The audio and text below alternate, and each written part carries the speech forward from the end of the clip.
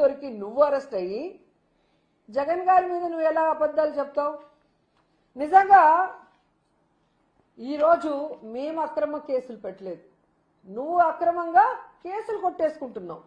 ఈరోజు నేను నిప్పు నిప్పు అని నువ్వు చెప్పుకుంటావు కదా, మరి నువ్వు నిప్పు అయినప్పుడు ఈరోజు కోర్టులో నిర్దోషిగా నిరూపించుకోవాలి. కానీ నీ కిందున్న సిఐడి మీద ఒత్తిడి తీసుకొచ్చి కోర్టులో తప్పుడు నివేదికలు ఇప్పించుకొని కేసులు ఎందుకు తీసేసుకుంటున్నావు అని అడుగుతున్నా. జగన్మోహన్ రెడ్డి గారు తప్పు చేయలేదు కాబట్టే కోర్టులో నిజాయితీ నిరూపించుకోవడానికి న్యాయ వ్యవస్థని గౌరవించి వెళ్తున్నారు. నువ్వెందుకు అడ్డదారిలో కేసులు కొట్టేసుకుంటున్నావు చంద్రబాబు నాయుడు?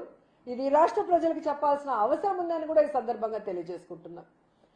అండ్ ఈరోజు మీరు చూస్తే ఈ రాష్ట్రంలో అంట జగనన్న ఉన్నప్పుడు అరాచక పాలన జరిగిందంట. ఇది ఎంత హాస్యాస్పదంగా ఉందో మీరు ఒకసారి ఆలోచించండి. ఈ రాష్ట్రంలో జగనన్న ఉన్నప్పుడు ప్రశాంతమైన పరిపాలన సాగింది. ఎక్కడైనా మీరు చూడండి, మా నగిరికి వచ్చి రికార్డులు చూడండి, ఎవరి మీదైనా తప్పుడు కేసు పెట్టామా, ఎవరికైనా ఇబ్బంది పెట్టామా, ఎవరి భూమైనా లాక్కున్నామా, ఎవరైనా ఏ రోజైనా ధర్నా చేసి మాకు ఈ అన్యాయం జరిగిందని చెప్పడం ఉందా?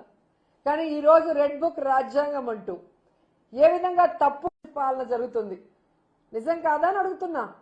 ఎందుకంటే మీరు చూస్తే నవ్వారని కేసు, కేక్ కోసారని కేసు, కోడిని కోసారు